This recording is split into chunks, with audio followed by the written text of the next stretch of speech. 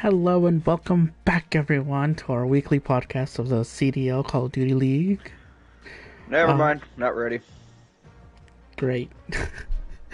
I No, apparently, you know that little daily message, like go in there to look up scores and stuff for CDL.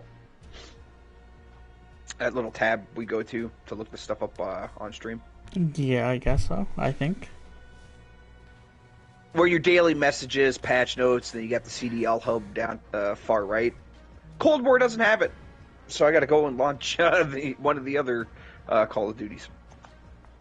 Oh, So I will join you momentarily. I'm launching now. well. Anywho, um, welcome back to our podcast. I am Stuckham, accompanied by my co-host Bio. Aside from that small little hiccup, how are you doing today? Uh, Almost burned down my house, but beyond that, doing just peachy. All right. Peachy. This is interesting. Um, Look, after last week's games, I'm still riding that emotional high. So I mean, it was one heck of a week last week, man. Like, I don't even like it just baffles me. Uh, um, it's I was shooketh if we can say that. I was shooketh. So um when did this stuff start? the 31st 31st. Okay, there we go. at I'm 12 up and p.m. Pacific Standard Time okay. on Thursday. I'm, I got it. First We're game good. was, Oh jeez, and then really? We going into this? I mean, you wanted that. I just want you to get to the correct spot. Just make sure you have no hiccups. I'm right there. We're good to go. All right. Aside from last week's matches, and which we will be going over, is there any new updates that you've heard about these past few days that we might need to know about or thus discuss? Um, let's see. I don't think there were any major updates. There's some speculation and whatnot, but I don't think there's actually any major updates this time around for the CDL anyway. Okay. Did you ever find out about that? That was it Warzone, the Rebirth. Was it Rebirth or Caldera? It was Rebirth. Did you ever find anything else about that? Nope. Best place we can point people is to go to the Call of Duty League.com website and follow the link because it's right up on the top here. Battle for 100K. Just click on that and it'll take you in there for registration and whatnot like that. But you do have to have your teams locked in, I believe. Let me pull it up here real quick.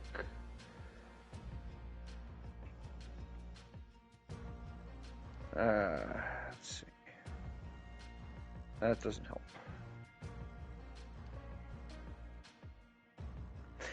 Yeah, the best I can tell them is to go to Call of Duty League.com, and right there on the main page will be a link that you can click on. That'll take you in for explaining everything from the bracket all the way down to how to register and to actually get your teams registered.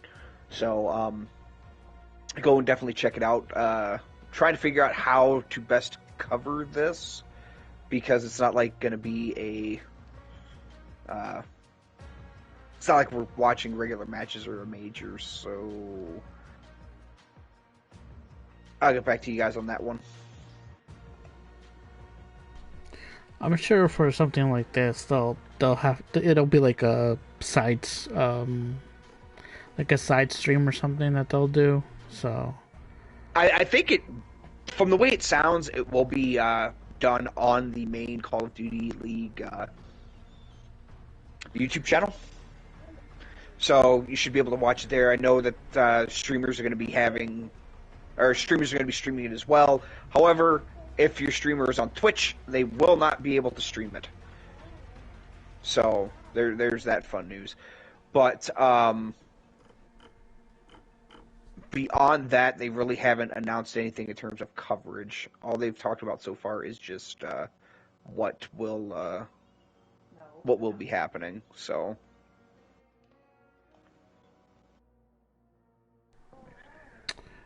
I see.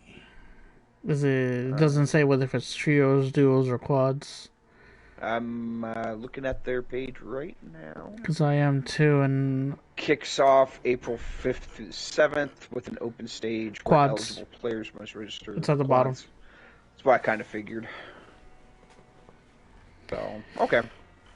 Definitely go and check it out. I mean,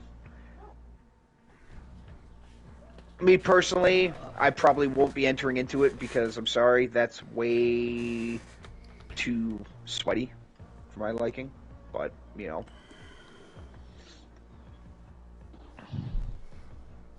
To each their own, I guess. Yeah. Yeah. I like Rebirth, but sitting here playing against, you know, these teams that are going to be just going for high kill count and all, no, not my cup of tea. I'd rather enjoy my game, not break my controller in half. Like you always do when you rage. I have never broken a controller in half, thank you very much. It was a joke. Calm yourself, I swear. Yeah, but, you know, our avid listeners here, they don't know that. You're spreading misinformation about me. I mean, I could have said the same thing about me. Like, when I rage, I throw my controller against the wall, and Lord knows how many holes I have in my wall. I was just going to say you curse in Spanish, and then when you really hear, you know, you go... We know that's when he's getting ready to pop his top. Anywho... anything coming up here that's possible news? Because rumor has it the Volk is getting GA'd. Yeah, some of the players were using it, and a lot of the other players were like, "Yeah, that should get GA'd, automatic GA." That happened. I'm sorry. That happened with like the was it the Rampart? I think it was the Rampart. Yep. Last in Black Ops 4 when that happened. Like auto veto right after a major win. Major. Yeah. Yep. I'm sorry. I know there's some guns that do provide like an unfair advantage, but I don't think the Volk is one of them. Here, let's go. So use the automation, right? I'm gonna go pull this up real quick. Okay, so it actually deals less damage, has less accuracy, but it does have a higher sprint or a higher speed stat and a slightly better ammo stat. Now, are you looking at both stock weapons, or are you looking them at with the fully attached and everything? It's stock to stock comparison. Okay, so that's you got to compare with the attachment because that's what's gonna gear it more towards if it's overpowered or not. And a lot of people were saying that it's a mixture of both an SMG for short range and also long range like an AR. So it's I don't know. I don't think so. Because I played the hell out of the Volk. I love it. It's a fun gun to use, but I don't think it provides an unfair advantage. I think the MP40 will still be able to keep up. I just think it's a happier medium with some of the maps, such as like Tuscan. I think there it would do great, but on maps like Berlin, not so much. So I think it'd be nice to give the AR players a, you know, even playing ground, I guess you could say. Did you just say the ARs are even playing field? Yeah, Nah, because I I'm sorry. don't know about that. I'm sorry. No, No, dude, ARs on fucking Bocage are gonna get wrecked all day long. The freaking ARs on Tuscan are gonna get wrecked. I mean, yeah, you got some like sight lines where it's actually beneficial, such as like P1 and maybe God damn, I can't remember off the top of my head which one it is. Back church, the back church area. You know, yeah, ARs are going to work great there because you got some long sight lines. But when running through buildings and whatnot like that, you're going to get outgunned every day of the week by MP40s. So that's my take on it. I mean, you'd say do with it what you will. I don't think it needs to be GA'd. I mean, yeah, I don't know. I don't agree with it. Interesting. Interesting. Okay. Anyway. So yeah, but it is what it is now, I guess. Cause what was it last year? Last year the ARs were overpowered. The year before that, also ARs were overpowered. I think in Black Ops 4, I think it was. I remember the SOG was overpowered. Was that SMG heavy though? I think it was, seeing that the maps were small and the movement wasn't what it's cracked up to be. Um, so, with 2 years of being back to back AR dominance in Modern Warfare and in Cold War, I don't know, man. I thought Cold War was pretty well balanced. I no. enjoyed it. I mean, I didn't see anything like, oh my god, this is totally OP and busted. What was that one gun? I know last year Dash used it, and after a qualifying match, it got GA'd.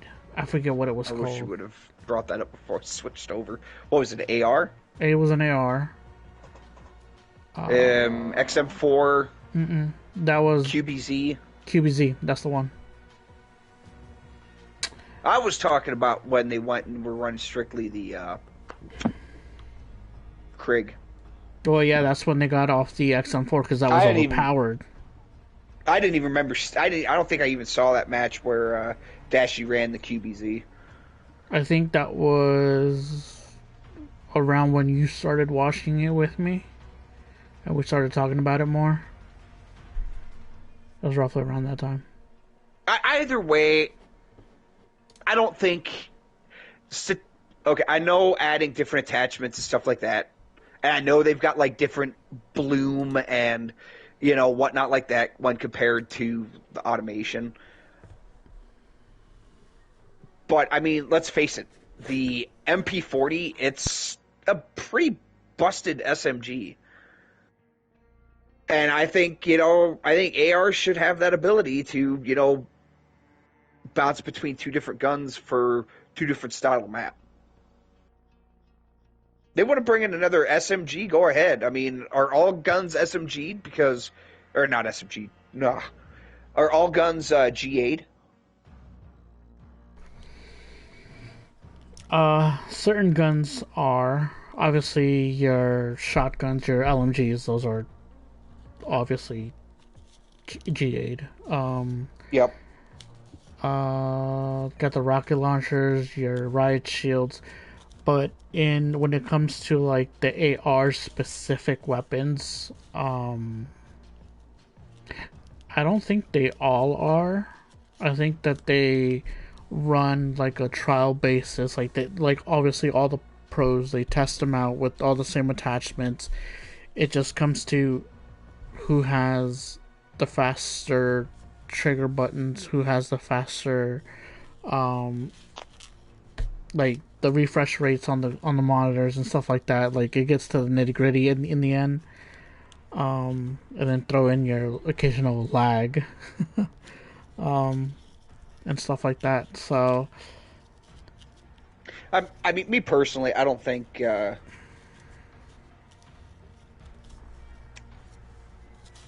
don't think they should. Obviously, yes, GA any DLC weapons, right? Anything that comes in the battle pass and stuff like that, just don't even let it in. That I'm fine with. But the base guns, I mean, let all the base guns in, but nerf freaking or GA attachments.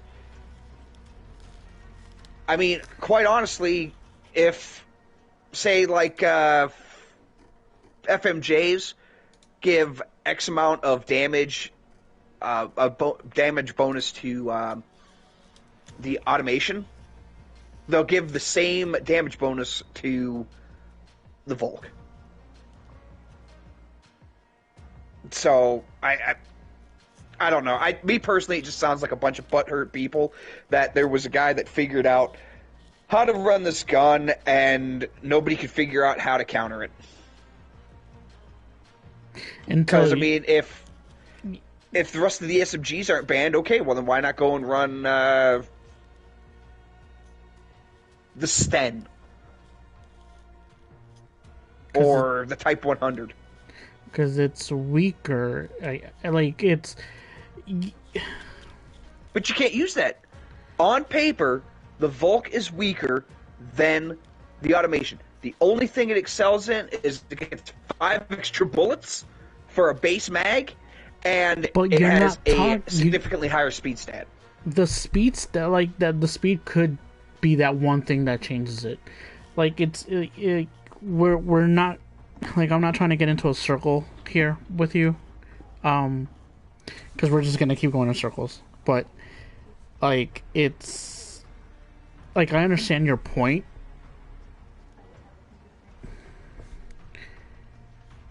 Trying to word it correctly so I don't. Here, let's just simplify it. I think it'd be more entertaining for a wide. Okay, let's rephrase. Not a super wide pool, but a wider pool of weapons to choose from than running the same 2 frickin' guns on the same 9 frickin' maps all the goddamn time. But that's how it's always been, though. It's always been the SMG, one SMG and one AR, and whatever makes it not as like giving you a fair a fair fight in every fight you get into. Like it's I know it's a very touchy subject, and it's it very is very touchy. slope. But you know, I just aside from what the heck was the guy's name? Oh my god, I'm drawing a blank. What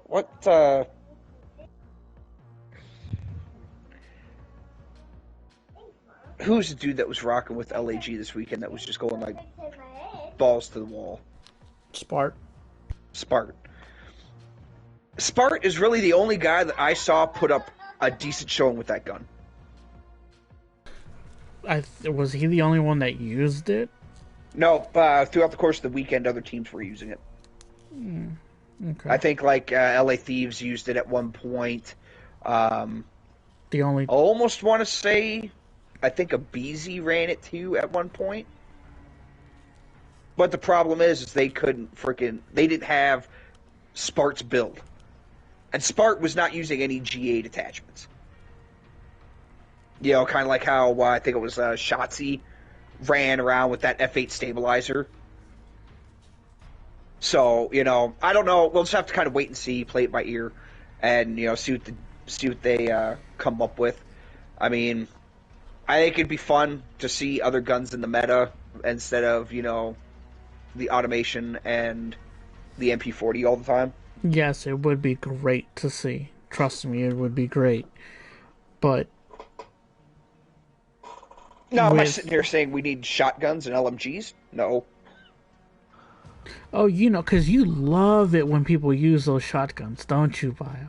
I know I do. I love it when I get killed by a Sorry, shotgun. the 725 ruined that for me. I was being sarcastic if you didn't catch what I was. Oh, I caught you. I caught you. Okay, just making sure. I got you. Just making sure. Just making sure.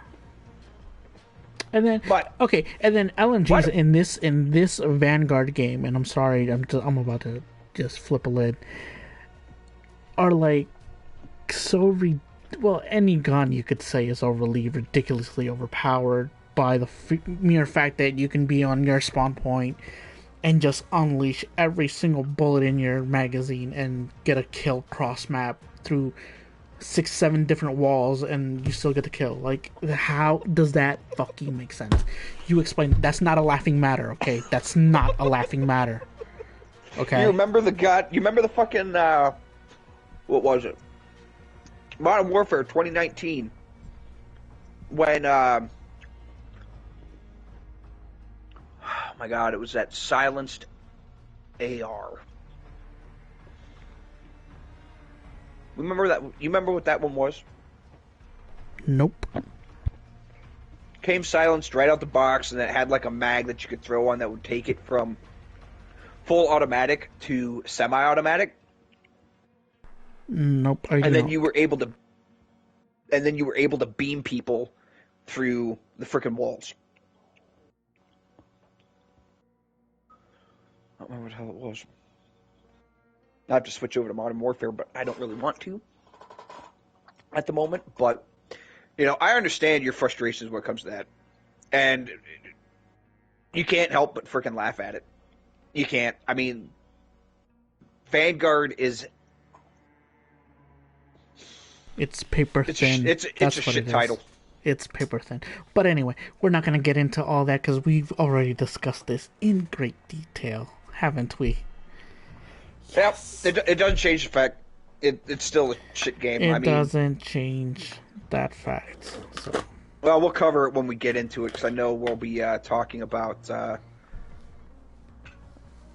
I know we'll be talking about it here in the very near future. All right.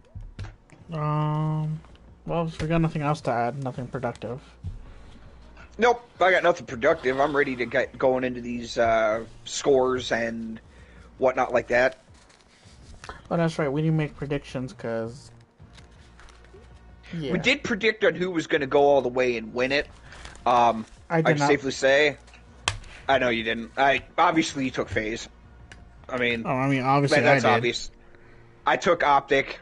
Obviously, we both lost. But I do believe I got the Cinderella story with the LAG. So we'll cover that, though, when we get to it. You want to take it from the top, or you want me to lead us off? Because a lot of these, it's going to be quick, like the first read the 4. stat and then move on. Yeah. I'll start off. So, okay. As you guys know, the major starts on Thursdays. So they give us an extra days for the winners to play their matches, and then the losers go to the loser bracket side of it, and they play on Friday. So with the first match being played on Thursday at 3 o'clock Eastern Standard Time on March 31st, we had, as you guys can see on the screen, the London Royal Ravens against the Florida Mutineers. Florida won it 3-0 against London, which was one heck of a shocker. I concur. I was shocked. I was like, what am I watching? Is this the Kickoff Classic again? Or what's going on? Like, did they even play? I don't think they did, but I was like, well, what's going on? My mind has just been blown. Who is this team? Like, they came out swinging, and they swung hard. And take down a really, really good team that is the London Royal Ravens is no easy feat. See, what I think is going to be a recurring statement throughout much of Major 2 is while yes, you had upsets like this where it was Florida 3-0ing London, I think a lot of it can be attributed to blind, stupid luck, some game play issues, and some teams just not being up to snuff.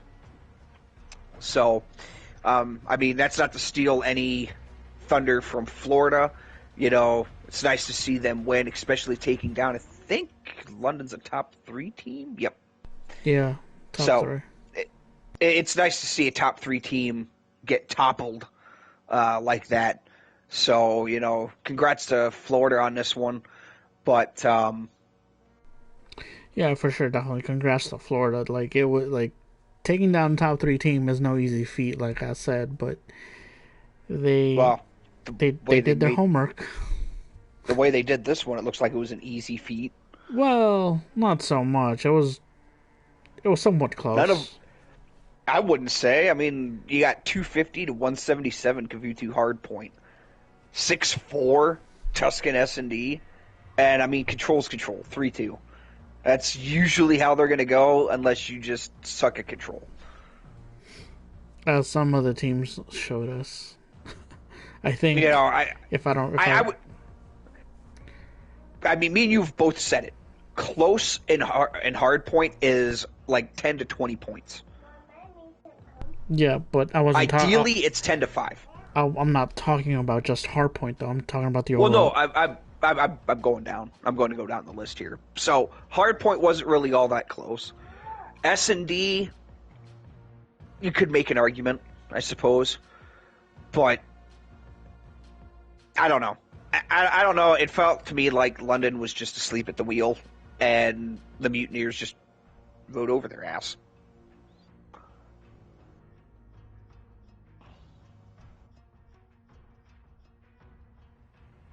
Yeah, it's yeah. It seemed like it was an off day for them on Thursday, for them to go down like that. Um, so Because last thing, and this is I'm going to mhm. be done until we move on to the next one. Look at the scores. Keep those in mind when we look at the next match. And that's why I don't feel like this was a super close game. I think Florida came out, and just curb stomped London hard. Okay. All right, then let's check out the next one. Let's move into that one. This one was Boston Breach versus LAG, Los Angeles Guerrillas. Boston 3-0'd LAG on this one. Kafutu Hardpoint 250 to 180. Berlin S&D 6-3, and Tuscan Control 3-2. As you can see, it's pretty damn close to what the final score was for the Florida Mutineer London Royal Ravens game. LAG got a little bit more hardpoint time in this one, and they lost, or they only gained 3 wins instead of 4, like London did. Otherwise, it's like copy and paste. I mean, congrats to Boston. It's really sweet to see this team come out and put on the show that they've been putting on lately. But I don't think this one here was a particularly memorable match, in my opinion.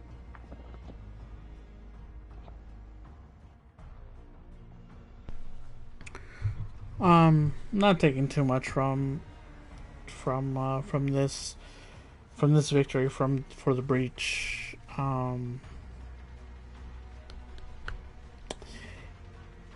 It was kind of expected in a way that Breach would win. Was it a 3-0 or a 3-1? Either way, 3, yeah. it that would have been our consensus. I would like to think, because just knowing how the LAG play, it's like, nah, you can't really like put all your chips into it. because they are a hit or miss team, just like any of the bottom tier teams.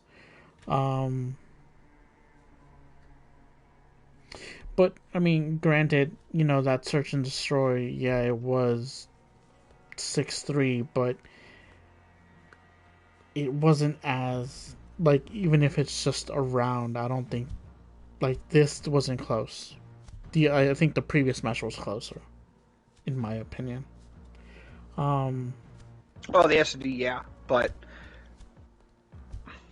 I guess what comes to this is just differing of opinion.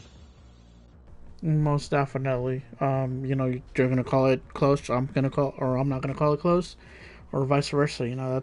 That's how it's. In the end, it's just our take on it. So,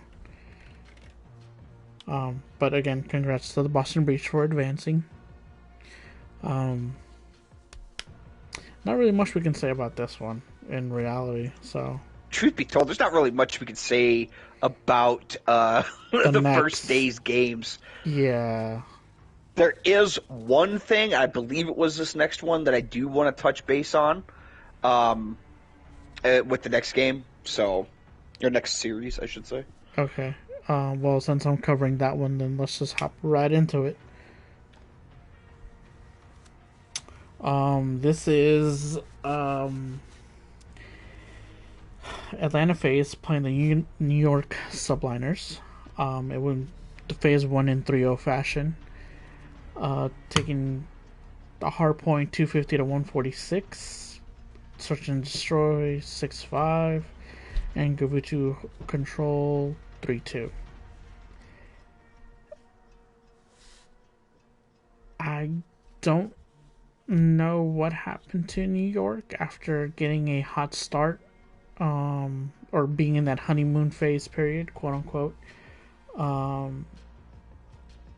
I think that they just dwindled out during this match because they struggled.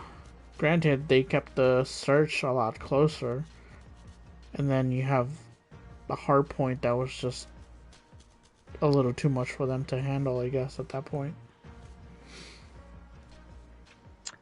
Oh, baby. Oh, let me guess. Did Clayster come back? No. Oh, man. I was cheering on FaZe hard. I'm sorry. I will die on this freaking hill until Krim, makes right by the backstabbing bullshit that he pulled. I'm gonna die. I'm gonna die on this hill. Congrats to FaZe on this one. Yeah. NYSL did keep it close on that S&D. However, did you see that 1v3 on that Tuscan? No, I did not. It was awesome. All that was left was Simp. And he 1v3'd NYSL by nading the A-bomb, wrapping around through church to get the guy that picked up the bomb and was trying to plant it again, ran back into church after Crim 6 picks up the bomb to go run it towards the B point, and he heads him off at the front doors of the church and drops his ass. I could not believe it. That was the grenade throw of all grenade throws. It shocked the living hell out of me. But all in all, I would say out of the first day's games, this would have to be the one that I was most entertained by. Not for the fact that NYSL, got beat or anything like that. It was the fact that S&D is what made this a memorable match.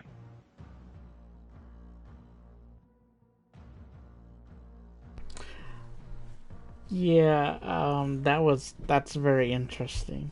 Because I did hear about that 1v3, but I didn't get to see it, but I did hear about it, and I was like, he really just pulled off a 1v3, and yep, he sure did.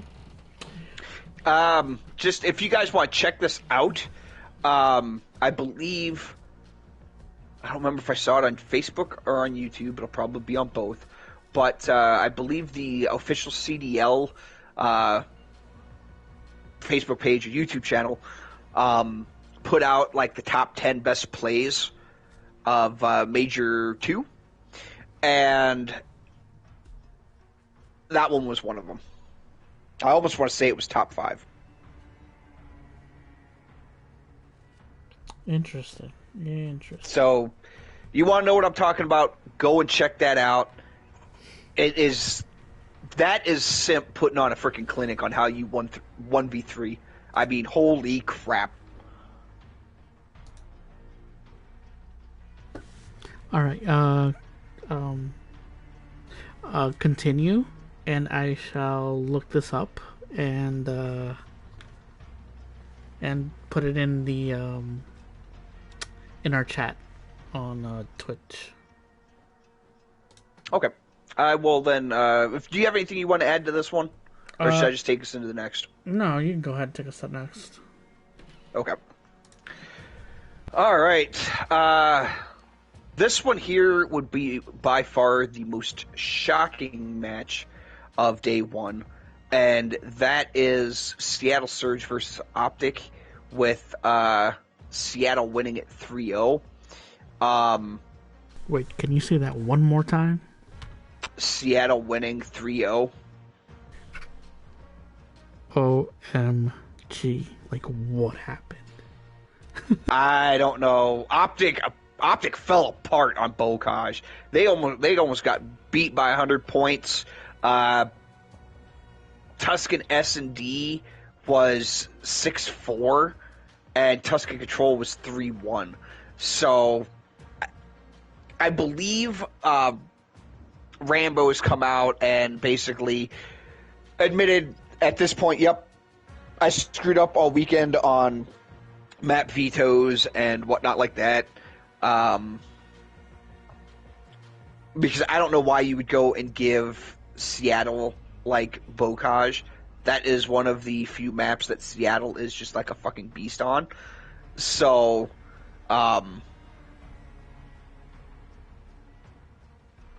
congrats to Seattle on this one. This one here was the one where I literally sat there and was staring at my TV with my jaw open like, holy crap, what did I just witness? That's when I honestly figured this match here is where I figured this major's not going to be your normal, it's going to be Optic and FaZe in the final. This is where I knew it was going to be something different. It's not going to be a run-of-the-mill standard. Yep. What we would have expected. Exactly.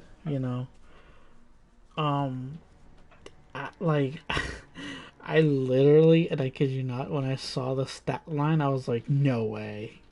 I was like, this is too early for April Fool's joke, but no. Really? No. Really? Yeah, okay.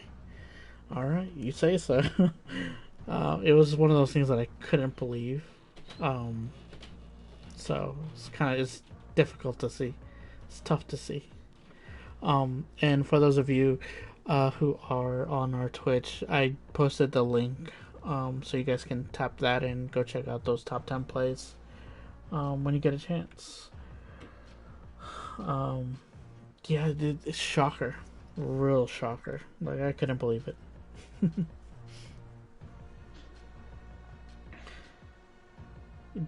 The vetoing process gives you an advantage on who you play, and the fact that they dropped the ball on this one, it's tough to see, because you hope to see these teams do well and perform at their highest and stuff like that. So it's mind blown. It felt like they were trying to test out the waters with trying to pick maps that they weren't really good at and trying to get better at, like a qualifier match and not a major match. I felt like that's how they treated it. But Rambo, said sorry, apologized to the fans and stuff. So we can only do better going forward, I guess. And then I think, if I'm not mistaken, I think the Surge have only lost once to Optic. I don't know. Think not 100% sure. I could go and look that up real quick.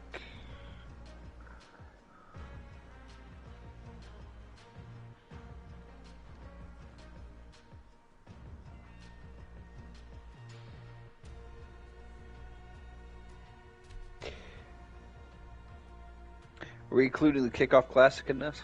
No. Okay.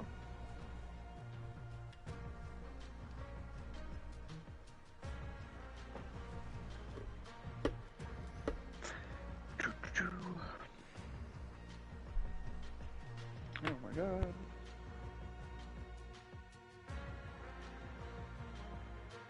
Yeah, it looks like Surge and Optic played. I want to say it was Major 1.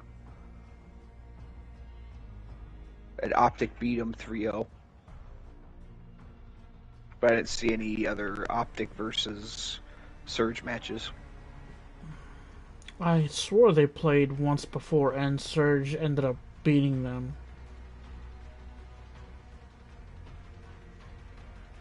Because in my mind, I keep remembering how Accuracy always has the ice, and he's like the new Optic killer or something. I don't know. Alright. Here we go. I'll just take it from the top. This will be real quick. I'm just going to cover the Optic games here. We have Optic Ravens, Optic Rocker, both of which were losses. Optic Legion, Win. Optic Ultra, Win. That was the GA one. Optic Breach, Win. and now Optic Surge in Major 1. Major 2, you mean? No, that was Major 1. Oh, I went all the way back, so I'm looking for this one that you're talking about. okay. And then in qualifier for Major 2, Optic LA, Optic Surge again, and Optic won that one 3-1. Huh. Okay. And then For some reason, I don't think they'd play again. For some reason, I thought that they did play, and that Surge had the upper hand on that in that game. The game stats, like between the two. It wasn't even the Kickoff Classic because LA Thieves took down Optic on that. So yeah, so it wouldn't have been that one. All right, well then I guess I was just thinking things that aren't real.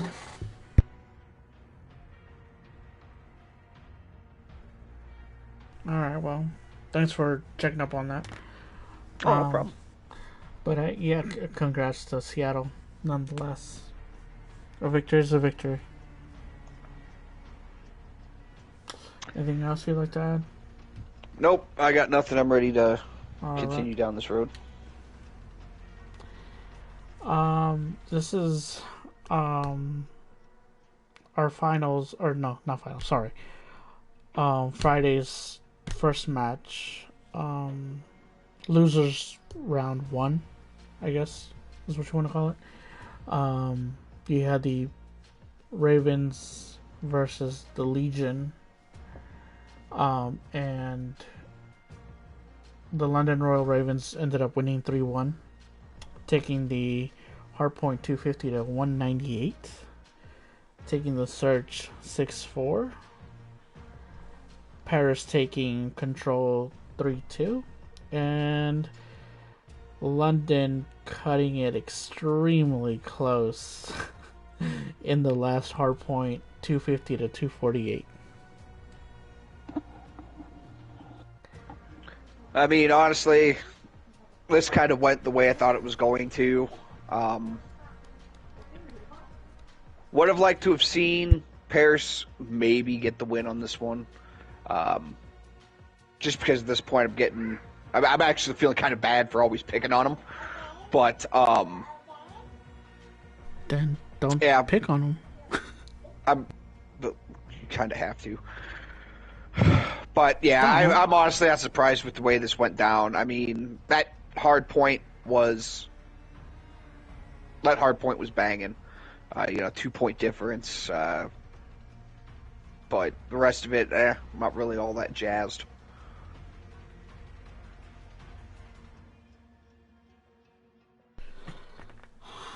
Don't.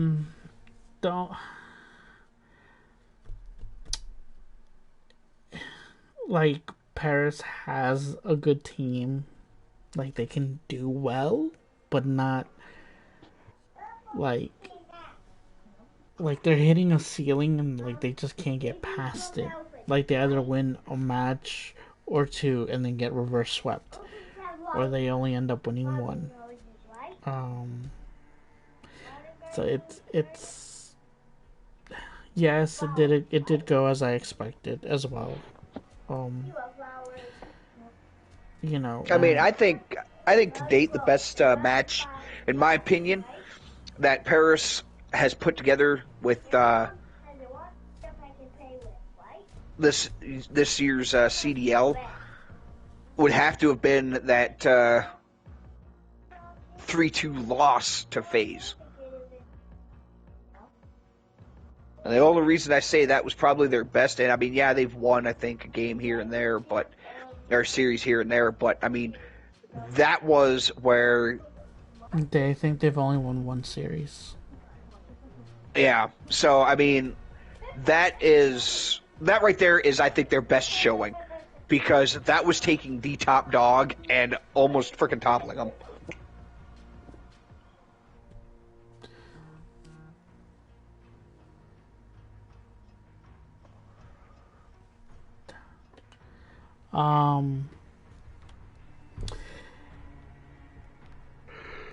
There's not much I can really say about it.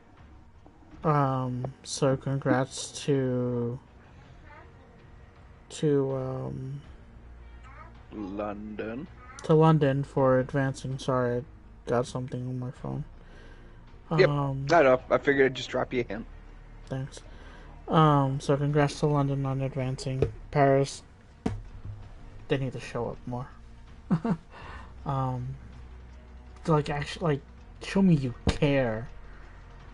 Or, like, at this point, you might as well just drop out of the league. Well, see, I think a big part of the problem isn't Paris one of those teams that pay their players like dog shit money?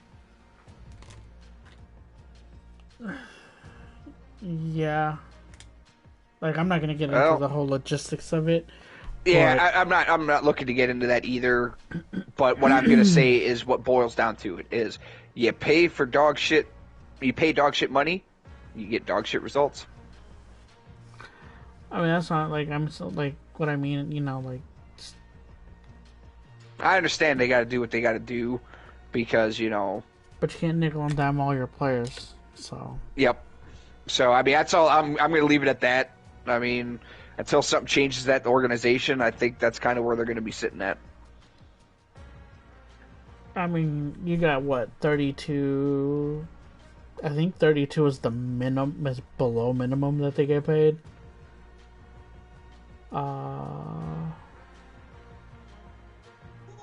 Because some of these other teams, obviously, they're going to pay their players a little more top dollar, but that also comes with, who's associated with the teams, who's their affiliates and stuff like that. So, yep.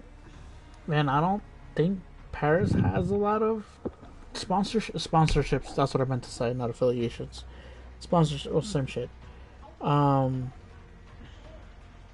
I don't think that they have a lot of sponsorships. So they can't really be like, okay, here we'll dish out X amount, but still, you're in the league. You paid a hefty fine to get in. You should at least be able to pay your players league I mean, average. if Paris keeps going down this route, I see that team not being around. It's been That this. organization This is being three. This is around. going on 3 years now. 3 years. Yeah.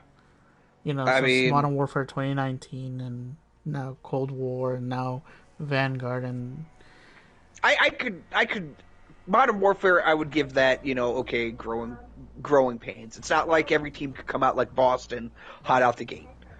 But or LA Thieves.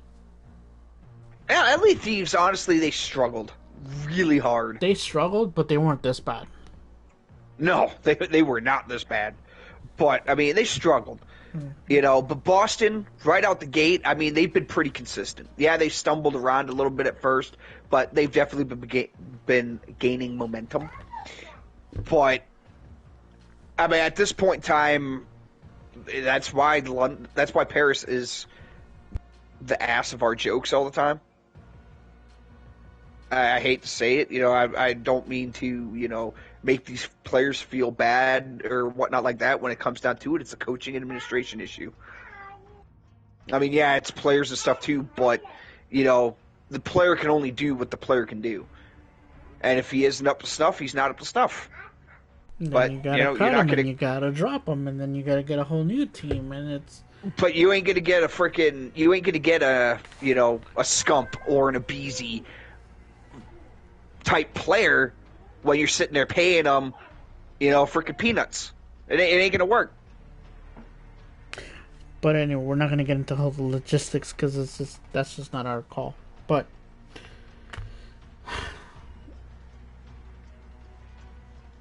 yeah, they just need to get better. That's all. That's all I can say. Like, I can't really Get good. get good. They need to get good. He needs some milk. Anyway, See, that is the team that I'm pretty sure if me and you were to put together a team, we'd be able to go in there and like shit kick Paris Legion. oh, I got a team we can put together, and we can definitely go toe to toe with them. I would, like, seriously, because I think, oh shit, oh, there was a website, I don't know if you've ever heard of it. You could probably Google it. I went to go make a mental note of it, and then I forgot. But there is a website where you can actually go in and get the CDL players, like controller setups and whatnot like that. Oh the yeah, I know what you're sensitivities talking are. about. I know what you're talking about. Yeah, I saw them advertise that on something I was watching this weekend, and the CDL. Because that's they where covered it showed on there. Yeah, they did. Okay. There was a couple of other deals covering the major that I was watching too. So, but no, definitely go and take a look at that. I'm not gonna lie, I was expecting them to be, kind of up there like the 8s and 9s for sensitivity, and a lot of what I saw was, The 6, 3s, 7. the 4s. I know some players So, play on like lower, and I'm like, how do you play like that? how do you play like that and put up the numbers you do? Yeah, I'd like to know. exactly. How? Explain that to me. Make that make sense. Mine does not. I'm not gonna lie. compute. Back when I first started playing with you with Advanced Warfare, I ran like stock freaking sensitivities, everything. I didn't mess with it. I was just like, I'm just gonna play it. You know what? And that's it. Oh, I did too. But then, as we sat here and grew and our skills got better and whatnot like that, I believe it was you that took the first jump into the whole stick sensitivity thing, and then you talked me into trying it out, and now I'm to the point that if I play, like, bare minimum, anything below a 6, I'm sitting here like, oh my god, this is too freaking slow. I can't do this. See, and I play like what 9-9 is what I play. I am right now 8-8 on Cold War. I know that because I finally got that up and running again. But I don't remember what I'm running on Vanguard. I don't have Vanguard installed anymore, but I think I ran 99. Like I run 99 on like all Call of Duties, except the first couple of matches because for some reason my sticks need to get synchronized. Otherwise, they're like haywire. If you seen some of my recent gameplay, it's like, why is he shooting at the sky? Yeah, it's because of that. But then I end up fixing it, and then I switch over to like 9988, something like that. So I still keep it within reasonable sensitivity. I don't know, but anyway, we can move on to the next game here when you're ready. All right, let's move on. All right. Oh crap! I'm up. All right. So we have Los Angeles Guerrillas versus Toronto Ultra. This is it. This is where it all began this weekend. LAG took the win 3-1. They went and won 250 to 241 on Tuscan Hardpoint. Ultra won 6-5 on Tuscan S&D. Then Guerrillas came back with a 3-2 win on Tuscan Control and a 250 to 142 win on Berlin. If memory serves me right, is this the start of the record-setting S&D run? No, it's not.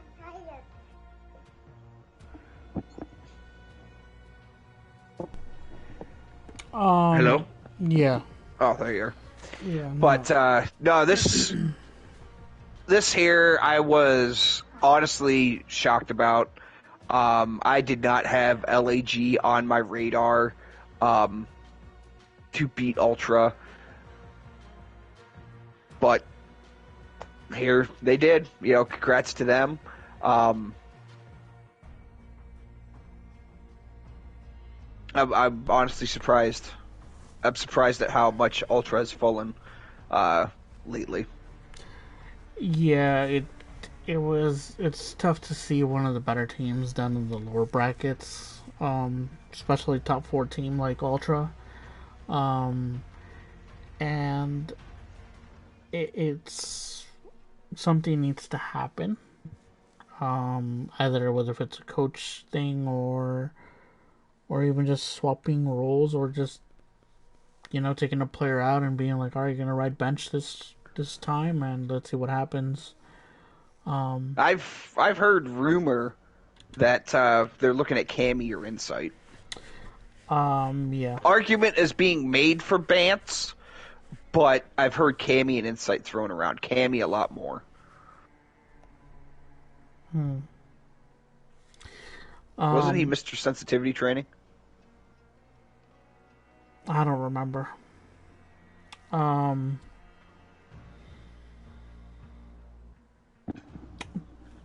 mean, well, here, while you give your thoughts on this match, I am going to step away.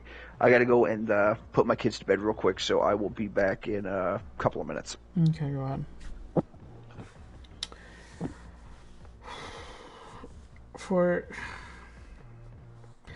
Obviously, congratulations to the Guerrillas for going up 3-1. It's just tough to see Ultra go out like that in a 3-1 fashion. Because like last year, like I know last year, different game, different play styles and game style and all that. And to see a team that was top 2 last year struggle in this one, it's kind of, it's weary. It's like, what is it? The game? It's like, it's obviously it's the game mechanics. It's something to do with that, but ultimately, like, some of these players need to just like take a step back, and I think that this month might help them out. Take a step back and just be like, okay, let's regroup, let's see what we can do better, this and that, yada yada yada. Um, it's I to to replace a player is not easy, but sometimes it has to be done. Maybe it's just um, chemistry. Maybe they've that chemistry that they had last year, has now just dissipated, and it's like, okay, we're here, we're trying, we're not doing anything, and when you get frustrated, especially in these games, because if you lose full, you lose full. Like you lose full concentration. You're just not in the game anymore. You just want it to end as quick as possible. I think that's what's happened with Ultra. Um, and I think that's also something that maybe might be affecting Paris. It's their chemistry. Something in that like the chemistry is just not working out, either between one player or 1v3 or 1v2 or whatever. And you know, seeing how some of these teams are affected by that, and it's all a mental thing. It doesn't seem too far fetched from it. Again, congrats to the Gorillas and them winning 3-1. To me, Ultra will still be a top 4 team even after this defeat. But they need to show me that they actually want to stay top 4. And with this, they're not really showing me that. So we'll have to see what they bring on in the future. What that holds. That's all my input I have. So yeah, move on to the next one, because I think he was done, by the way. So we'll figure this out. I'll wait on him while he comes back. So give me a second here. Cool.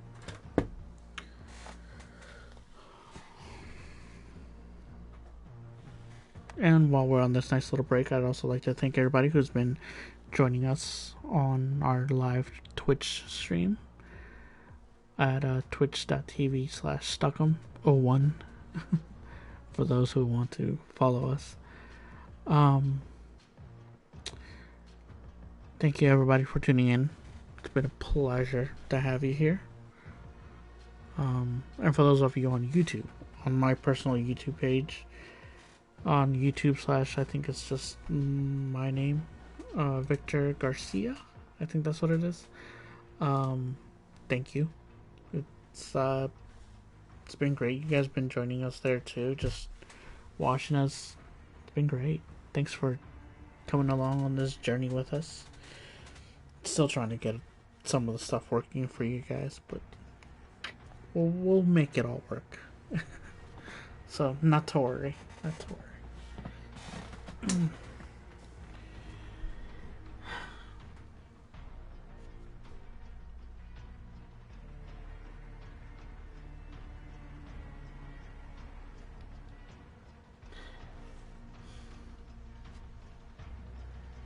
So now we wait.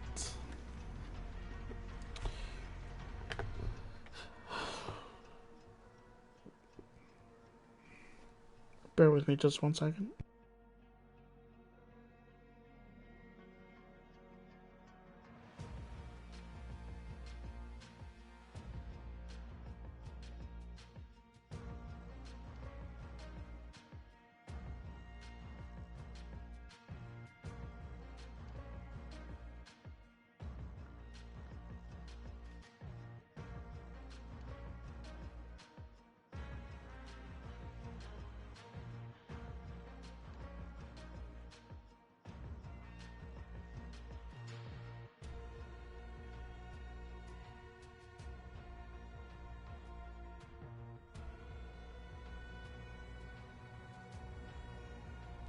Yeah, we're not about to get GA'd.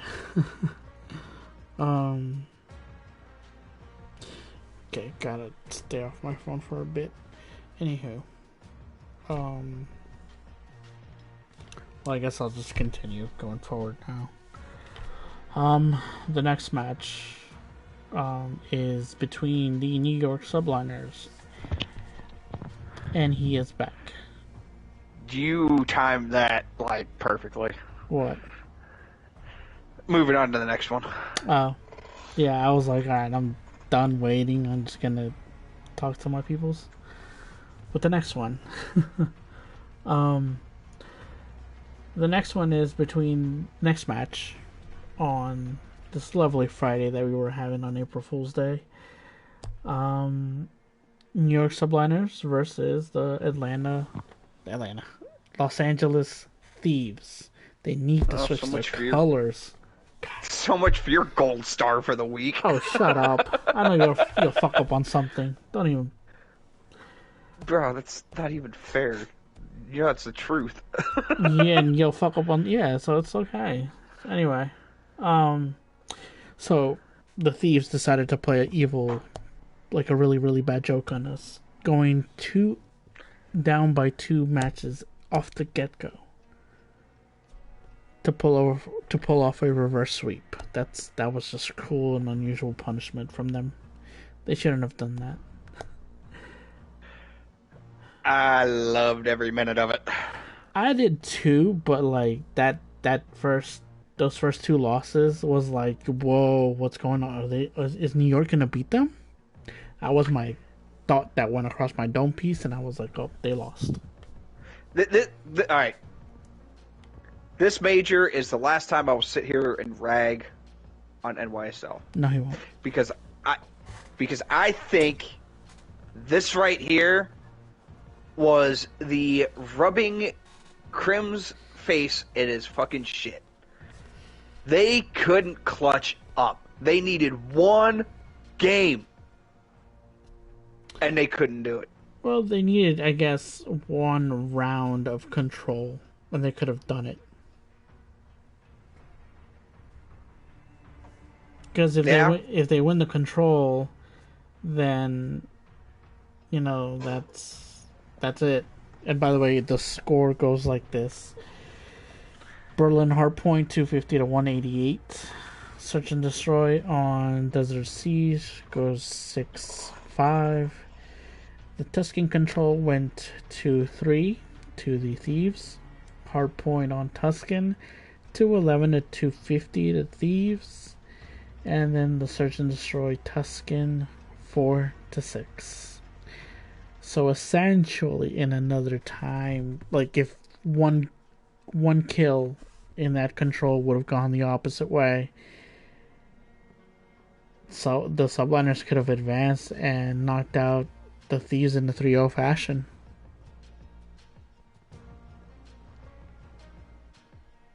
So that's what I'm saying. The joke was not funny for them to go down 2-0, and then. But it was great that they pulled off the reverse sweep. It's just I just didn't want them to get knocked out that quick. I guess is what I'm trying to say. Yep. I mean,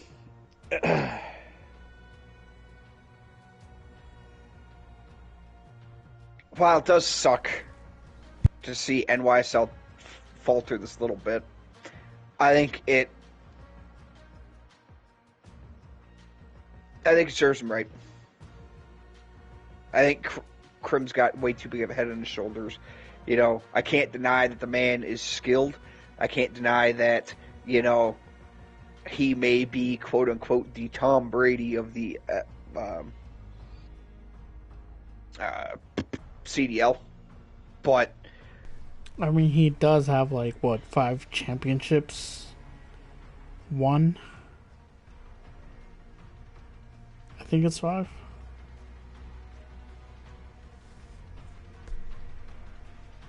Yeah. I don't know.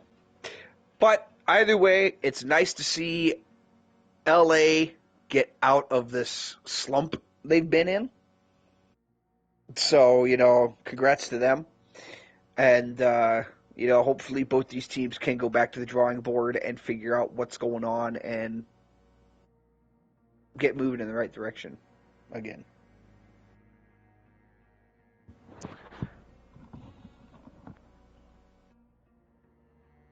So Hopefully, yeah, it was great to see the Thieves win, though. To be honest, it was great to see them win. Um, Crib Six has 5 rings, or 4 rings. 4 rings. I'm sorry, 4 rings. Um, but anyway, it was good to see the Thieves win, and subliners just need to do something different because their honeymoon period did die off entirely this well, past weekend. well, I think what needs to be done is I think they need to follow through what they were originally planning to do, which was a uh, 2-man swap. I think they need to keep following through with that. And I mean, yeah, Neptune has been putting up better numbers and whatnot like that, but I still think that Neptune is the weakest link, and I think they need to start shopping around for a replacement. Well, only time will tell what will happen, and Yep. hopefully it's for the So, best. but I'm ready to move on here when you are. All right, moving on to the next one. Oof. This one stung a little bit. I was really hoping not to see these two teams go against each other this early in the major, but unfortunately, that's not the way it turned out. We have Optic versus Rocker. Optic won this one 3-1. Gavutu hardpoint 250 to 144. S&D on Desert Siege 6-4 going to Rocker. And then Tusker Control 3-2 and Berlin Hardpoint 250 to 163 both going to Optic. Would have liked to have seen a lot more out of Rocker on this one. Even if it still would have ended in a loss, I mean, those hard points are really abysmal. But at least they got the S&D game down, it looks like. So, congrats to Optic on the win on this one. You got anything you want to add to this one? When I saw that Optic lost and I thought they were going to play the Rocker, it kind of hurt me in more ways than it should have. But it sucked because I knew what the outcome was going to be.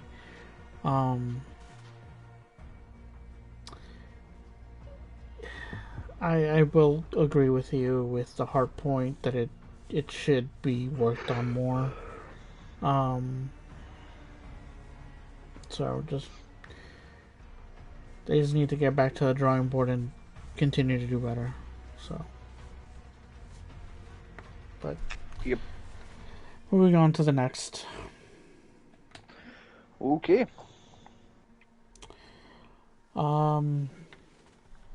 Here we have the Los Angeles Gorillas going up against the London Royal Ravens, with Gorillas winning a 3-0 fashion. 250 to 221, that first hard point. That search and destroy with a 6-0. Okay. And Gavutu control 3-2. Again, the sleeper pick coming out on top over the London Royal Ravens. That Cinderella story, this is when it started to form, I guess, because taking down a top 3 team kind of cements that in a sense. Let's also not forget this also was the start of the 10-game S&D win streak. Or was it 10 games that they won? I believe it was 10, yeah, because I think FaZe had the longest S&D streak leading up to this major, and by the end of it, LAG took that record from them. Wow. Um,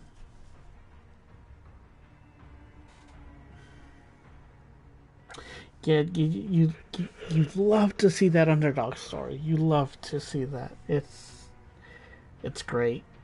Um, them taking down a top three team. Obviously, we know where they stand. Bottom of the totem pole, but not too at the bottom. Um, I don't forget there was 4 teams below them. were they eighth?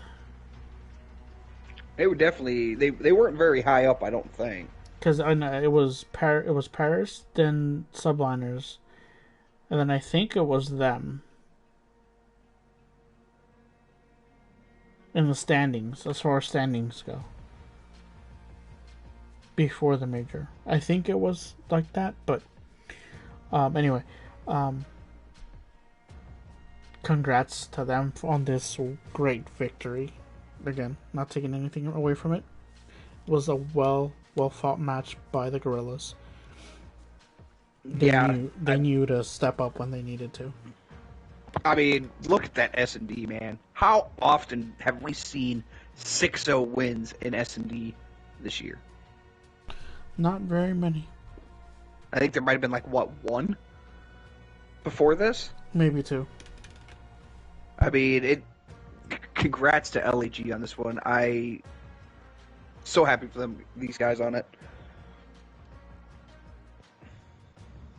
Yes, sir. Congrats to them. I got nothing else to add to this.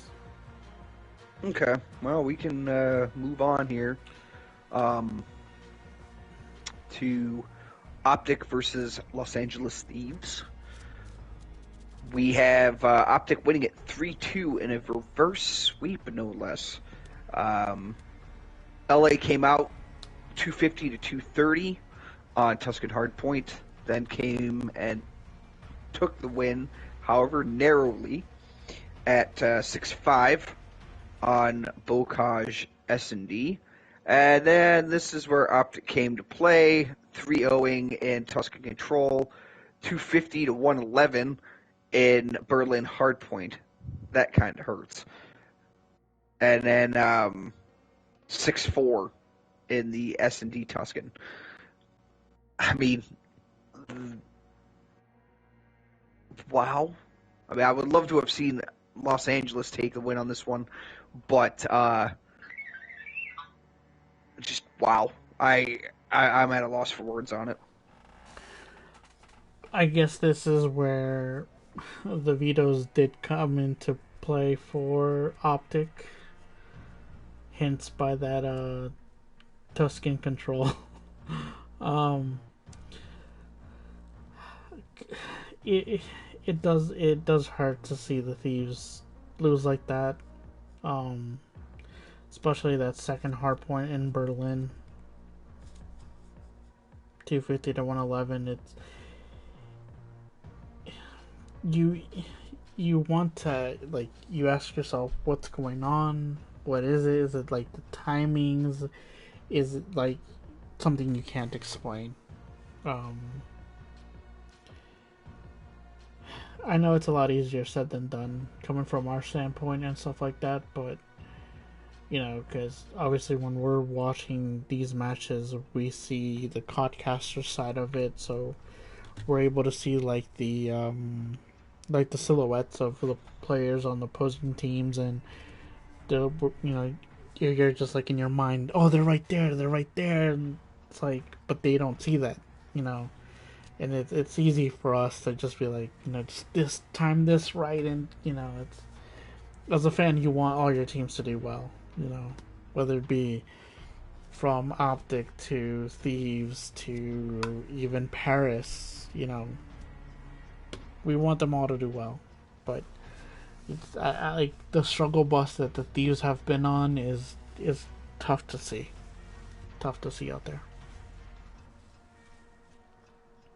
But congrats to Optic on taking this dub and advancing to the next stage of this major. Yep. I mean, it was definitely well deserved.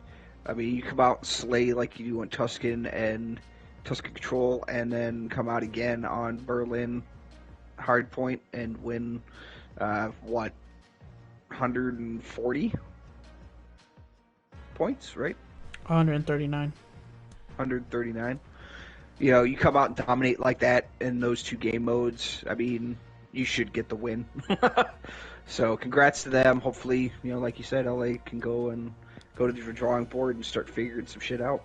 Yeah, because again, this is one of the highly prospect teams that I've seen. You know, and it's just like, what's going on?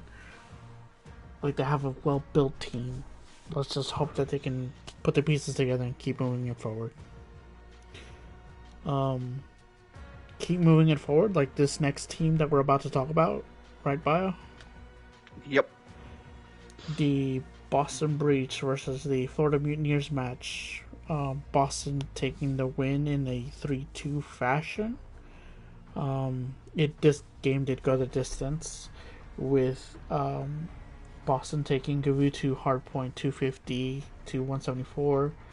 Also taking the Search and Destroy Berlin on Berlin 6-4. Although sadly losing the Gavutu Control in a 3-0 fashion, and also losing Berlin Hardpoint 250 to 206. But then coming back on Desert Siege 6-1. Congrats to Boston. They have been playing lights out. Happy to see that between them. So it's good to see that Boston is stacking up there with some of the best. Even if it's just mid-tier best, but still you're stepping up where you should be. So congrats to them on that part.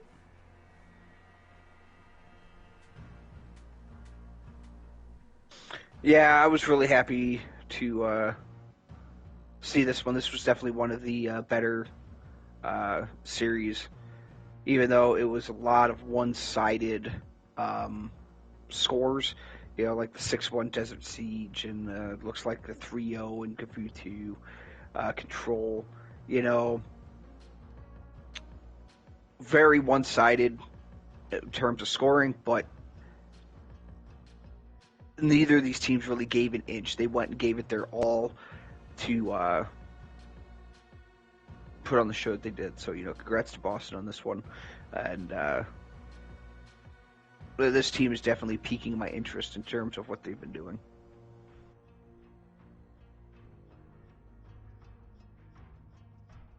All right. I guess we shall move on to the next game, if you have nothing else to add to that. No, I've got nothing. Alright. Let's move on to the next.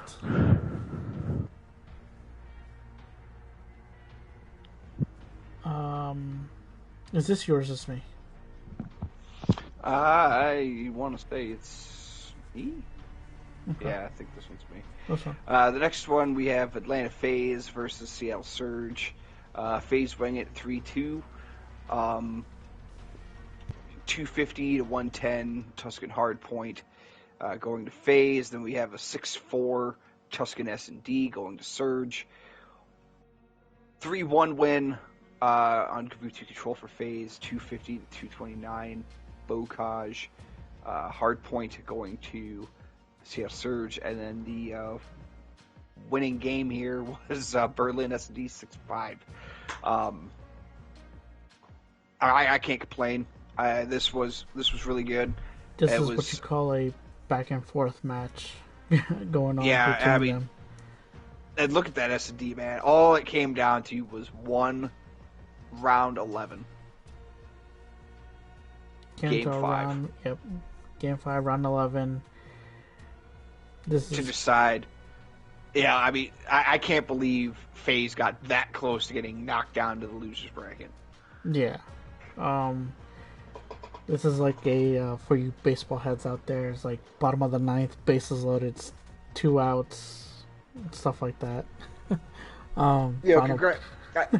even though FaZe won it, I gotta say a huge congratulations to Surge. I mean, Mm-hmm. that was quite the showing. Oh, for sure, definitely.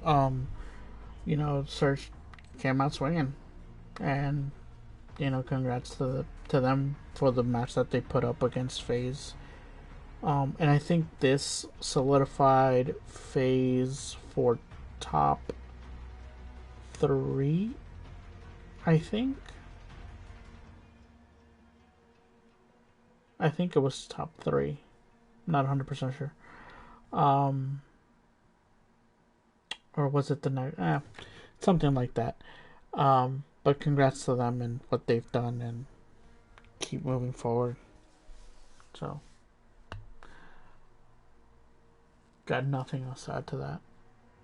Up, I'm ready to keep on cruising. Cool. Um, and then here's a score line that I did not expect to see anytime soon. Um, Florida Mutineers taking on Optic. Florida winning in a 3-1 fashion. This one had some controversy to it, though. I don't remember hearing about it, to be honest with you, because I don't think I was watching it at that point. I was out. This one, I did not catch this one. I actually caught it on a video that Technical Rab put out. And I believe it was Gavutu Hardpoint. I want to say it was Gavutu Hardpoint. Where, yeah, it was Gavutu Hardpoint. Optic had top ring control, and where one of their players was at, might have been Berlin. I don't know. I know it was this series, but either way, one of the players was pushed further back, and Florida started spawning behind them. So it basically came down to Optic was waiting for the push to come from the other side of the map instead of coming from behind them, and they got just rocked. Hence why the 248 to 250 loss. So it was an issue with the spawn system. So spawn logic that Mm-hmm. caused that to happen. Yep. Okay, I see. Because we could very well be talking about a different outcome here had it not been for that spawn logic. And a lot of other podcasts and stuff that I watched and listened to, when they talked about this, they were all in pretty much in agreement that that's bullshit. Optic got robbed on Gavutu Hardpoint due to the spawn logic.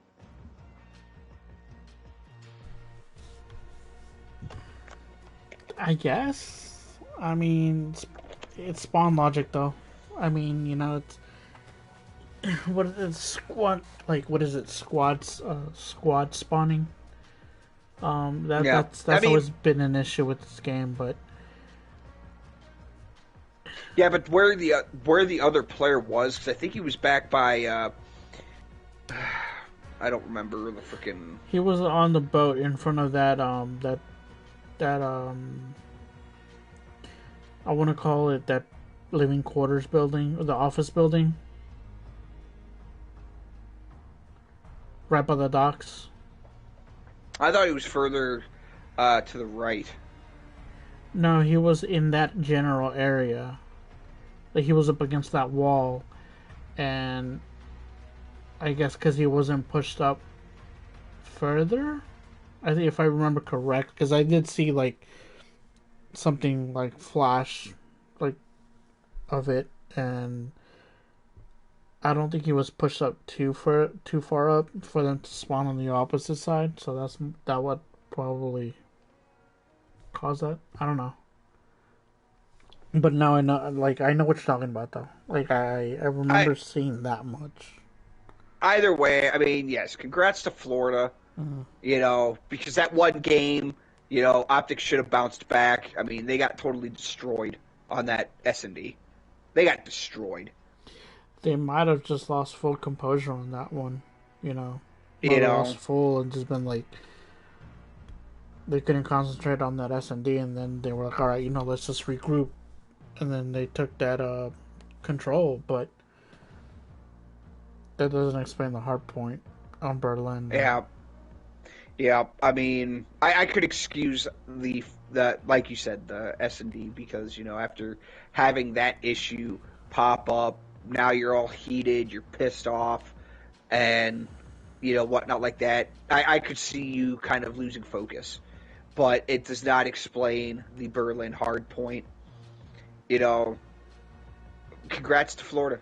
I mean, Of it's course. well deserved, but and I mean, Optic. This is where they kind of shot themselves in the foot by maybe poor veto map vetoes here, or any number of things. They just got to go and go back to being the Optic we know and tighten this stuff up and learning from their mistakes moving forward. Oh, I'm sure they will. Like, there's that. That's not a problem for Optic. Optic is Optic. They'll bounce back. Um, let's. And they got a month to regroup, so let's hope for the best for them, and hopefully they can come out swinging next time. All right, I'm ready to continue on here. Okay, we shall move on. All right. So now we have Seattle Surge versus LA Gorillas. I actually saw the last. Was it this one? No, it wasn't this one. Okay, never mind. I didn't catch this one. Um, but LA Gorillas come out on top. This went the distance 3-5 or 3-2. Um, with Seattle taking that Tuscan 250 to 160. Yeah, shocker. Not so much, but you'd expect better. Um, but then Gorillas came out and took that search 6-4. They also took the control 3-2. They lost that second hard point. That gets me thinking. 250 to 237. Semi close. But then they won the Bocage Search and Destroy 6-3. Congrats to the Gorillas. Yeah, I am definitely, congrats to them. This was definitely a good showing with the domination that they've been putting forth with the S&Ds. That first hard point, that's a tough pill to swallow, losing by 90 points. But,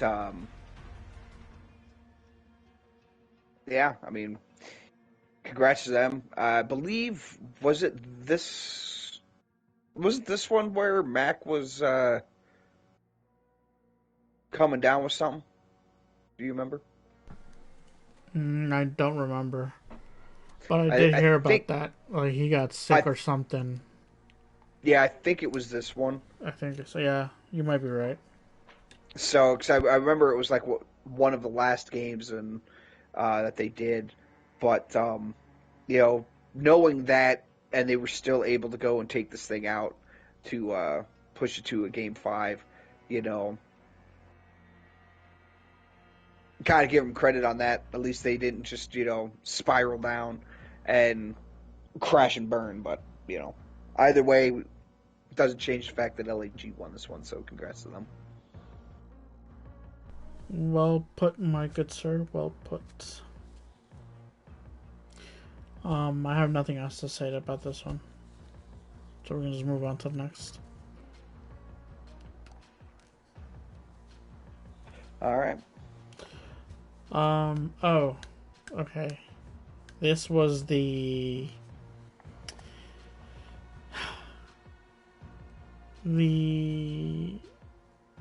sorry. I was looking at something that threw my mind off. Um, uh, Get the Atlanta Phase versus Boston Breach. Winner it goes to the grand finals. So at this point, the Breach are basically playing, I think, for top 4. I wouldn't say top 4, but we'll figure out the numbers in a minute. Atlanta Phase won 3-0. We're taking the Gooey to 250 to 125. On Desert Siege, Search and Destroy 6-3. Control 3-2.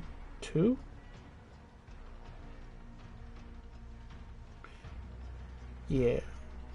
Again, congrats to FaZe. They keep showing up in the finals, but we'll discuss what happens later.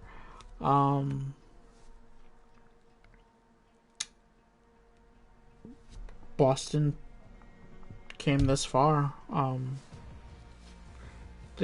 I guess they needed a little bit more practice for them to. They just need to tighten some wheels, and I'm sure they'll get rolling. They'll show everybody who they are. Right, Bio? Yeah, I mean, congrats to FaZe on this one. It kind of sucks to see Boston lose like that, but it's kind of to be expected. Well, they were going up against a good team, so. Yeah, I mean, it's FaZe. They're top 3. Top 2. They're top. I go top 3 because it's just easier for me to visualize where that. I can't explain it. Just leave me alone. They're a top 3 team, and to go against them and make it this far into Major 2 in your first year, I would chalk this up personally as a win for Boston, for a morale stance, I guess. But overall, FaZe did win it 3-0, so, congrats to them. All right. Yeah, there really wasn't much to say about this. Just congrats to FaZe and Boston. They've impressed so far to make it this far, especially. So, on to the next one. Yep. Just to let you know, I am having some technical issues on my end right now. So am I. Are you noticing the down in the bottom of my screen? I've got the Dallas Empire emblems for yes. the next match and the previous matches. Okay, yes, it's not just me. Yes, that's why when I first started talking about it, that's why I was looking at something, and that's what I was looking at. I was like, wait a minute. But now I can't even. This is the third time it's happened. Can't even cycle between maps. I was able to back out. You just gotta give it a minute and then hit circle. So I think from this point on, because this has been happening when I go into look at the individual scores, I think moving from here on out, just that way we don't hit this stupid bug, we'll just go and read scores, I guess. I mean, how do you want to do this? I guess just read scores. Okay. So you got the next one? Yep. Now we have Los Angeles Gorillas versus Seattle Surge. Florida Mutineers. Or when I go to. Wait, which one are we on? We're on the second game on Sunday. LAG versus Florida Mutineers. Okay. That's still bugged all hell, but okay. We got Los Angeles Gorillas versus Florida Mutineers.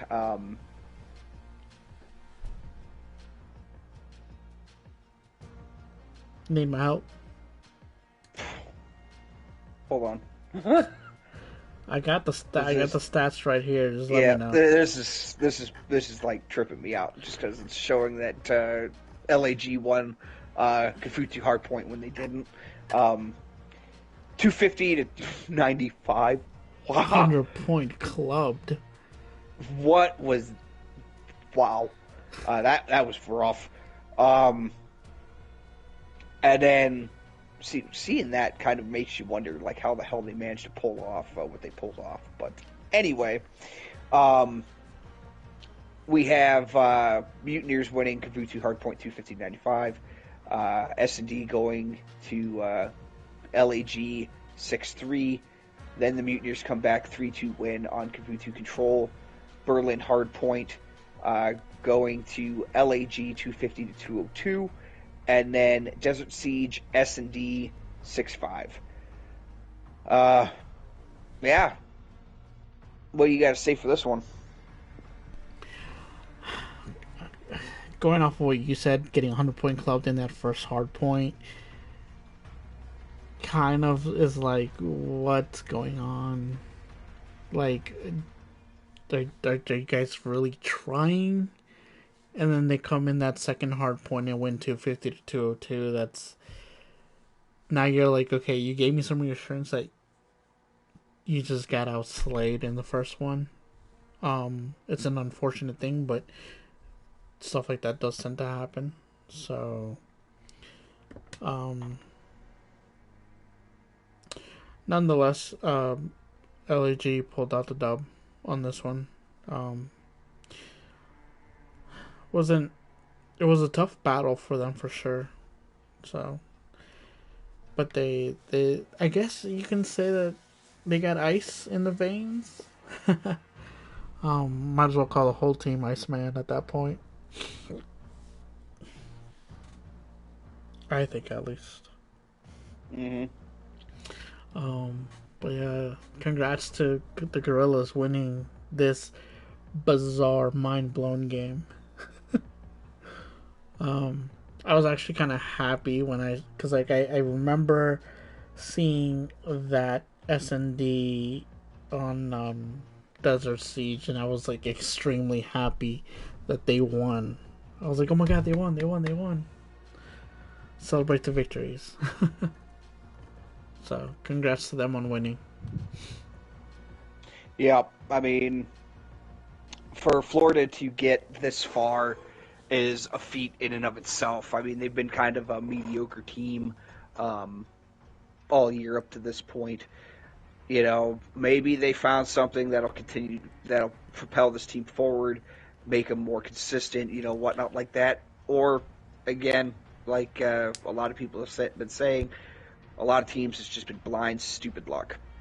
So, I guess we'll just have to wait and see how things pan out when the teams come back for qualifiers in Major 3. But that month hiatus is going to be really nice.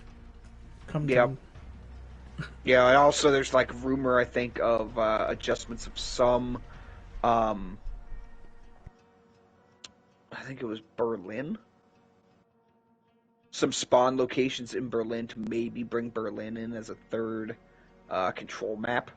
So we'll just kind of have to wait and see if Florida can bring this forward. So.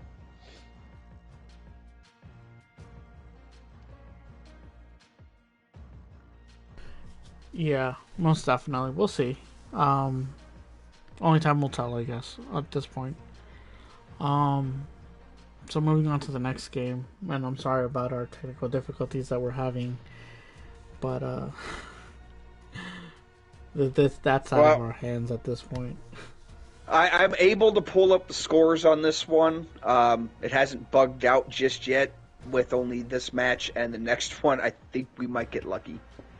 Oh, I know mine is like completely locked on FaZe in Boston right now. Um, Okay. so that's why I'm apologizing. So, but anyway, moving on to the semifinal round. We have Boston Breach going up against the Los Angeles Guerrillas since they advance. Um, and then Guerrillas winning in a 3-2 fashion, going the distance. Um, with the Guerrillas taking that first hardpoint 250 to 239, taking that first S&D 6-1, losing the control 2-3, losing the Tuscan hardpoint on 221 250, but then winning the S&D on Berlin 6-2.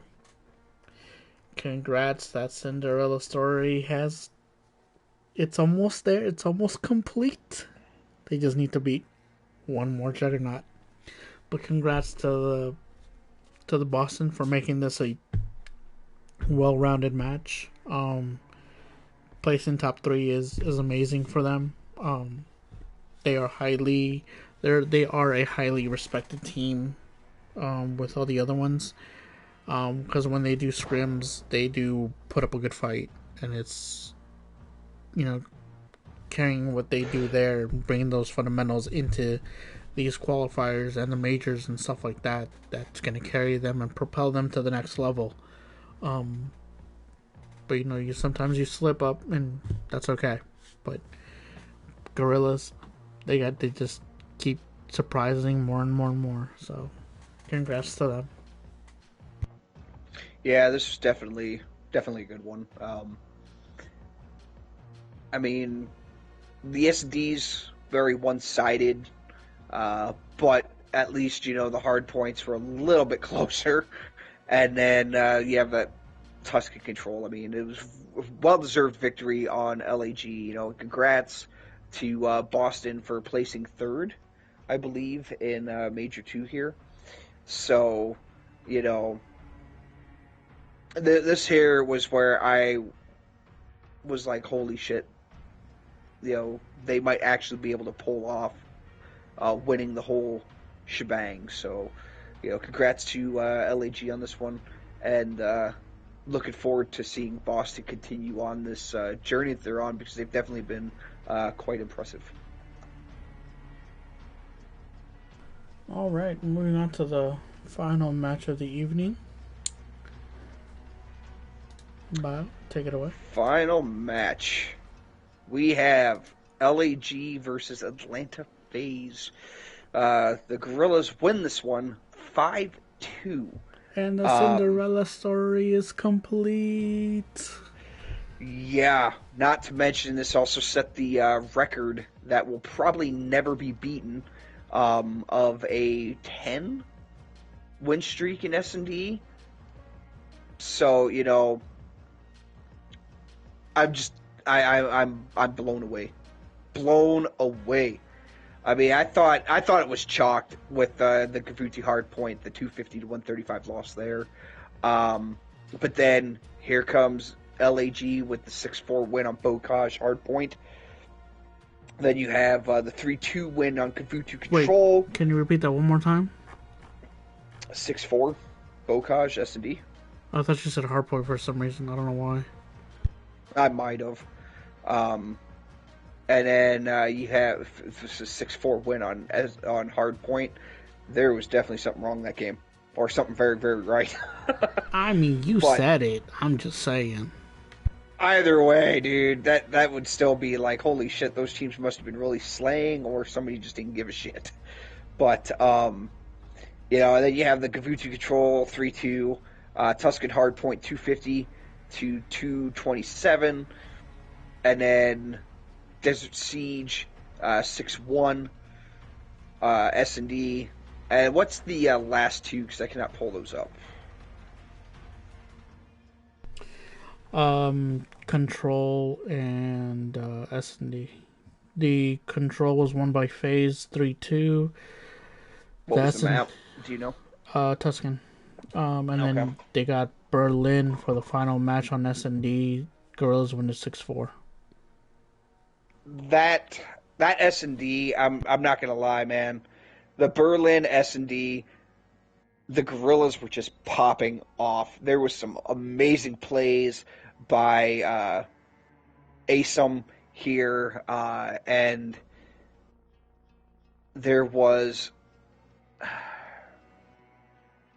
I can't remember what the guy's name is. Let me see here.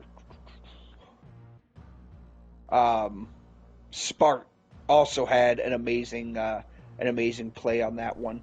Um, Yeah, I heard it he had a really good showing. Hook had a really good KD going into this one. He had like a 1.25, I believe, overall um, in the whole tournament, I think. So, Hey, hats off to him. real quick question: who is the backup for Toronto Ultra? Do you remember? Without looking. Off the top of my head, no, I don't. Well, because I'm looking at the teams here, because I had to look up Spart, and Toronto Ultra on here has Bance, Cammy, Kleenex, and Hicksy, Hixie, Okay. with Insight in the benched position, or Again, the backup.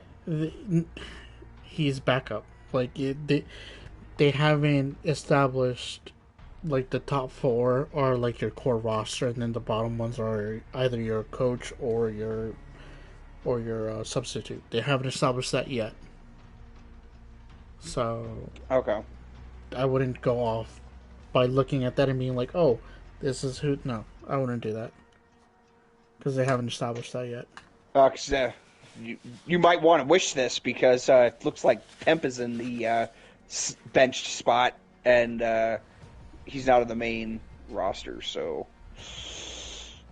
we'll have to just wait and see, I guess. Yeah, we'll have to see for sure. Eventually, they'll fix all that crap and get it straight.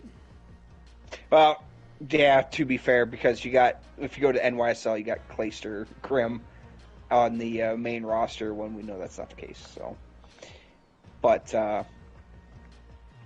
anyway, um, I would definitely say if you want to, you listeners out there, if you want to go and there's one match, if there's one match this weekend, what would you say is the one that they should go and watch?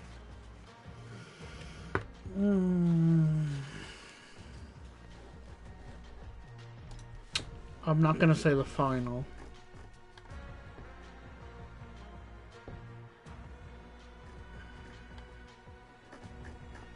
Excluding the final, I it would have to be the Optic game. Which one?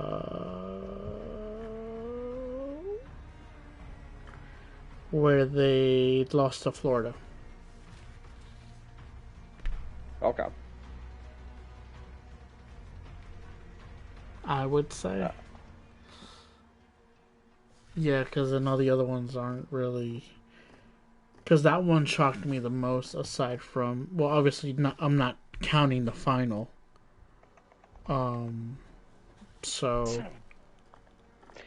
I can't look it up. My shit just froze.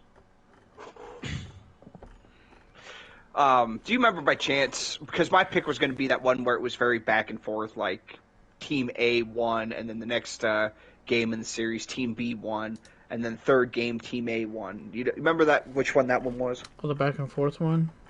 Yeah. The Florida Mutineers versus the Gorillas. Okay. That's where they got That the would be 100-point clubbed, and then they took the search, and then the Florida took the control, then Gorillas took Yep. the second, and then they no, yeah, they ended up winning the hardpoint and then the S&D, but okay, maybe it wasn't that one. sorry for those headphone listeners. I am scrolling my mouse wheel extremely close. Or was it the Seattle Surge one? It might have been the Seattle Surge and Gorillas. Let me see here. No, that Maybe I wasn't can get in there without my freaking shit locking up. Was it the FaZe Seattle?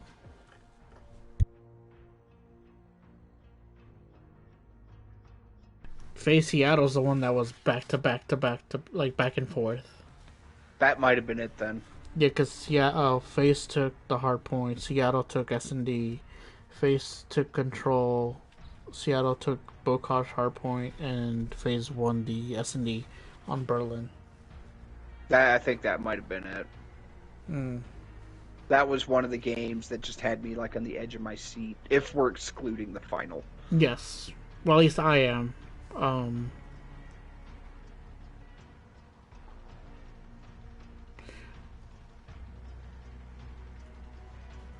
So, but you know, that right there is your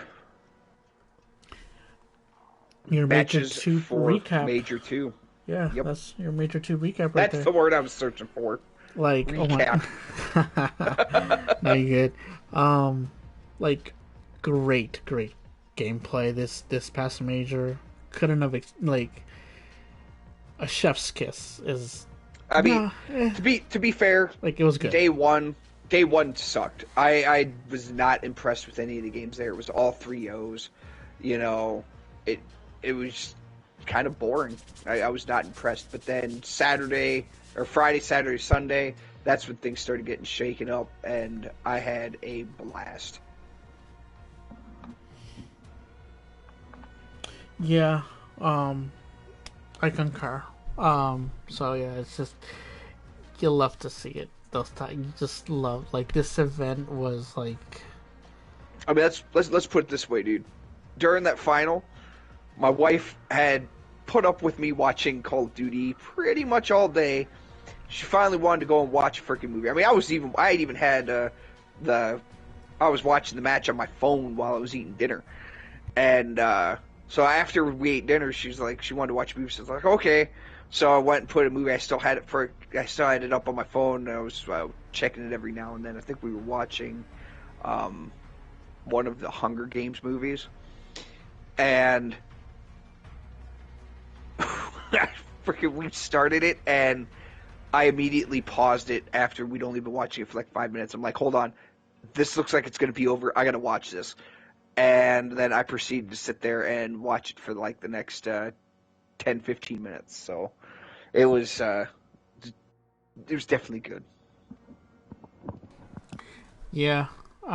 So like, this is what this is a Call of Duty players or fan, like, this is what we want. You know, something that just disrupts everything in the timeline, in the standings, from head to toe. It's like everything just got thrown into shambles. So, again, congrats to LAG for winning the whole thing. They pulled off the Cinderella story. So congrats to them. And yeah, let's look at the standings real quick, can we? Sure. Well, I can't because my stuff is still locked. I'll pull it up. So I'm gonna depend on you on this one. All right, I'll just start at the top down. We've got Atlanta FaZe at 180 points, Optic at 165, London at 130, Boston at 120, LAG at 115, and that rounds out your top 5. Then we have, let's see, a 3-way tie for 6th with Los Angeles, Florida, and Seattle all at 70 points. Then you have Toronto Ultra in 9th with 60, Minnesota Rocker in 10th with 50, NYSL 40 at 11th, and Paris Legion 12th with 20. Yep. That is the standings as of Major 2. We I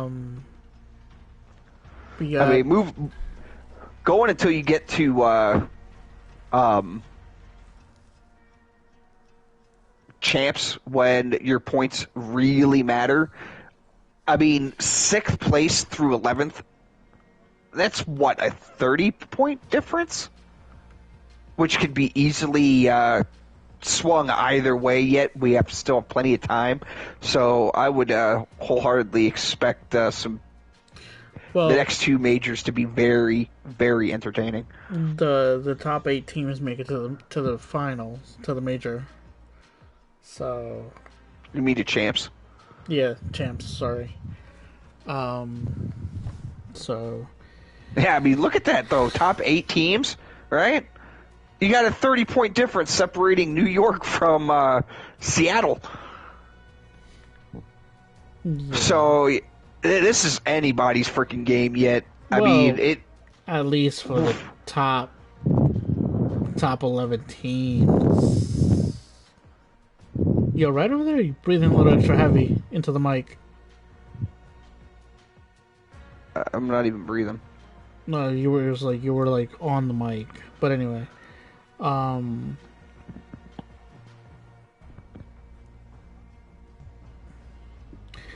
it's gonna be a close. I mean, mathematically, I think you can, and I hate to say this, but it has to be brought in. Paris Legion is, I think, and I know it's only after 2 majors, but they are out. Well, unless they pull a rabbit out of their hat and fucking take the dub on the next 2 majors, then we might be talking something different. Maybe. But if we're not going to live in fairy tale la la land, yeah, they're toast. I'm not. I'm being a realist, and my realist says that that's not going to happen. And now, if they go ahead and prove me wrong, here, then that's that. You heard it here, folks. Paris Legion is out, and Vic is heartbroken because he's not going to get to cheer on Temp in the finals. Yeah, just like as much as Clayster playing on... Oh, wait. He's not playing. My bad. That hurts. That hurts. All right. Anyway. I think I heard I pulled on too hard on that heartstring. Oh, yeah, you did. I'm not gonna lie, I like that hurt too, but come on, fair is fair. Yeah, I can't fault you on that one. Yeah. Yeah, it's tough. But I am. Let's see, what time is it here? I am going to be having to take off here because my wife is going to be leaving for work soon. So. All right. Well, I guess closing remarks. Yeah, we can do predictions for the major 3 qualifiers on one of our later. Oh yeah, we're gonna do that another episodes. time. This was just a solid recap on Major 2. So, closing remarks. Thanks everyone for joining us. Like I mentioned before, thank you everybody that's been following me on Twitter, on Twitch. On YouTube, thank you for everybody that's been watching. It's been great having you guys here. So just keep us, we'll try to do our best going forward. Yep.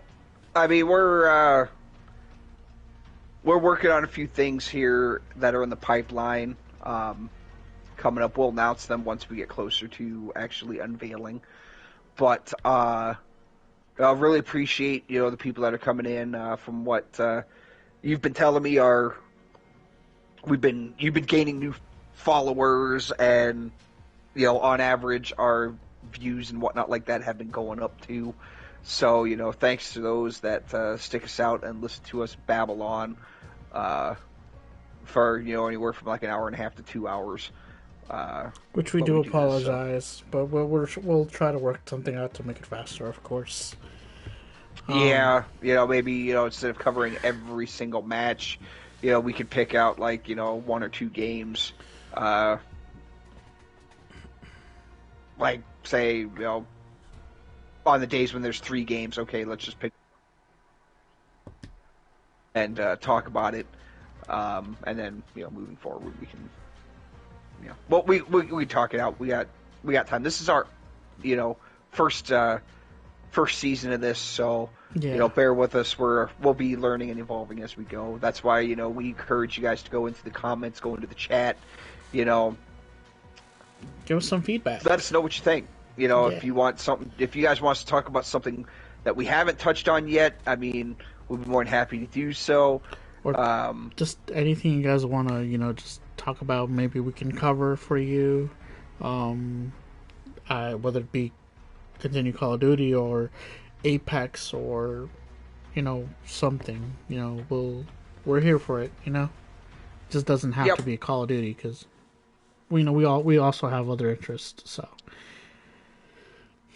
with all that said, even though this next month things are going to slow down, we probably I'm not going to lie to you, with the podcast we're going to be doing up until Major 3 kicks off, they're probably going to be on the shorter side, but we will definitely get you guys something out at our usual time, either Wednesdays or Thursdays,